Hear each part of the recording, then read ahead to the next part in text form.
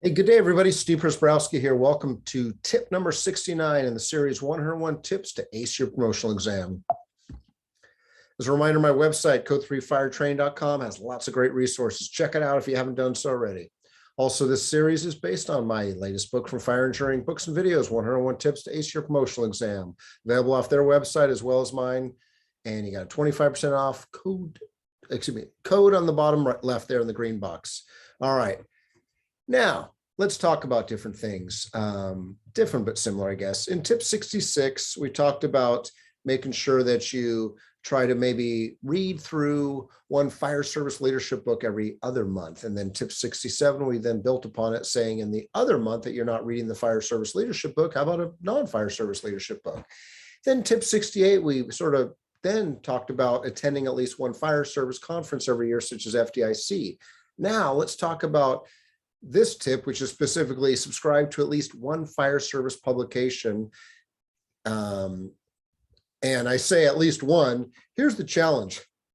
There's not a lot of them out there. I mean, if you look at really, for anyone that's say over 30 years old, think about back when you were a little kid, you could go to say a bookstore that had a bookstore. Can you even find one of these days that's not online? But anyway, you could go to a brick and mortar bookstore and there'd usually be racks and racks of magazines, whether it was at the airport, the bookstore, the liquor store, the supermarket. You had racks of magazines. Now magazines are hard to find. Magazines, publications, whatever, same concept.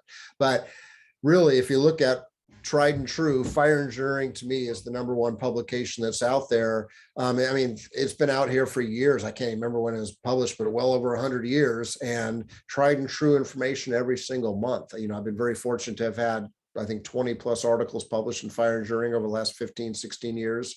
God, almost 20 years. Time flies fast. But really, Fire Engineering is an awesome choice. You know, and you may go, dude, I don't like, print as I'm looking for something. I don't like to see hard copy stuff. Well, you know what? They got digital option too. And you can subscribe to both digital and print. Get both options. So when you're on the road, you always have access to the issues. But anyway, if you are not subscribing to fireengineering.com, Fire Engineering magazine, go to fireengineering.com. And like I said, there's not that many other fire service publications that are left in today's world. So, I think there's a lot of benefits. And if you've never really opened up any Fire Engineering magazine or any other fire service trade publication, you're missing out on a lot of valuable information. You're getting, you're missing out on tips, suggestions, lessons from some of the top name leaders out there in the fire service, not just fire chiefs, but fire chiefs, deputy chiefs, assistant chiefs, battalion chiefs, captains, yeah, even firefighters that are writing articles. These people that work for the biggest of the big departments, FDNY, Los Angeles Fire, Chicago Fire, San Francisco Fire, but also smaller departments, rural America. So there are a lot of great authors out there that have written many great articles, and I encourage you to check them out just because you'll broaden your horizon, and I think you'll expose yourself to a lot of different things. But subscribe to at least one fire service publication. There's lots of benefits out there.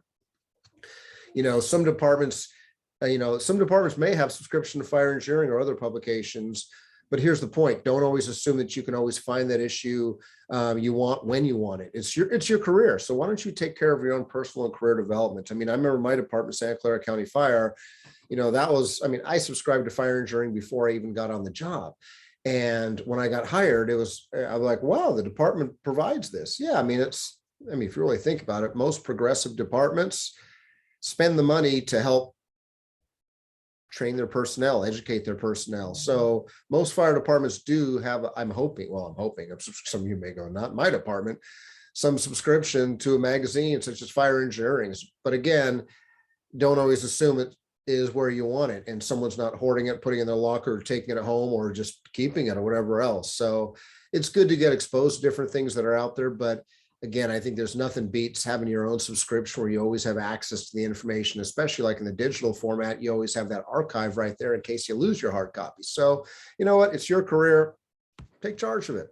So subscribe to magazines such as Fire Engineering, Fire Rescue Magazine as well, which is published by Clarion. Used to be a print format, but now it's just digital format. But Fire Rescue is also another good partner subscription to Fire Engineering. So That said, short episode, but you know what? Subscribe to at least one publication such as Fire Engineering. You won't regret it. Money well spent. So as always, everybody, thank you very much for the gift of your time.